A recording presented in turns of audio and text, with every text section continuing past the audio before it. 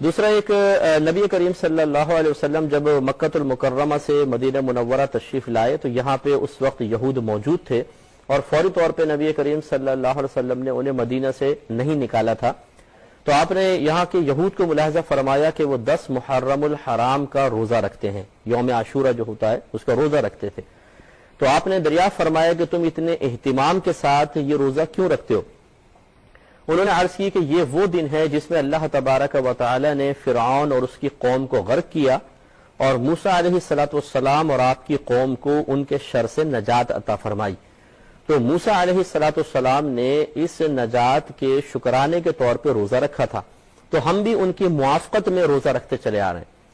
جب نبی کریم صلی اللہ علیہ وسلم نے یہ بات سماعت فرمائی تو آپ نے صحابہ کرام سے ارشاد فرمایا کہ موسیٰ کی موافقت اختیار کرنے میں ہم یہود کے مقابلے میں ہم ان سے زیادہ قریب ہیں، یعنی ہمیں چاہیے کہ موافقت کریں، یہود سے زیادہ ہم ان سے قریب ہیں.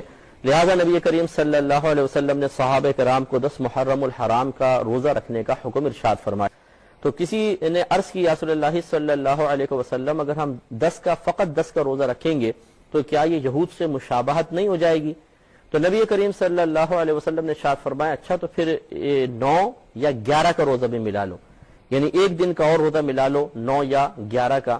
تو اس لیے یہ خود نبی کریم صلی اللہ علیہ وسلم کا طریقہ یقیناً سی بات ہے کہ آپ صحابہ کرام کو ارشاد فرما رہے ہیں، تو آپ نے خود بھی روزہ رکھا اور صحابہ کرام نے بھی رکھا.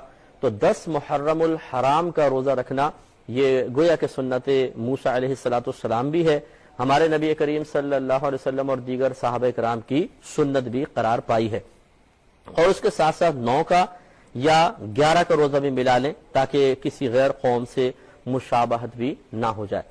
اور اس روزے کے بارے میں رحمت کونین صلی اللہ علیہ وسلم کا فرمان ملتا ہے کہ جس نے 10 محرم الحرام کا روزہ رکھا تو یہ اس کے سابقہ 1 سال کے گناہوں کا کفارہ بن جائے گا.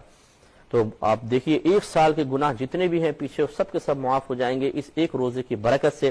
اس لیے کوشش کیجئے اور اگر آپ کے گھر میں دیگر افراد ہیں ان کا ذہن بھی بنائیے کہ اگر کوئی مشکل نہ ہو. ویسے بھی غالباً ہمارے یہاں تو چھٹی بھی ہے، 10 میں ہم گھر پر ہی ہوں گے، 9 میں بھی شاید 9 کی چھٹی ہے، تو 9 اور 10 کا روزہ آرام سے گھر میں آسانی سے کٹ بھی سکتا ہے اور انشاءاللہ یہ فضیلت بھی حاصل ہو سکتی ہے.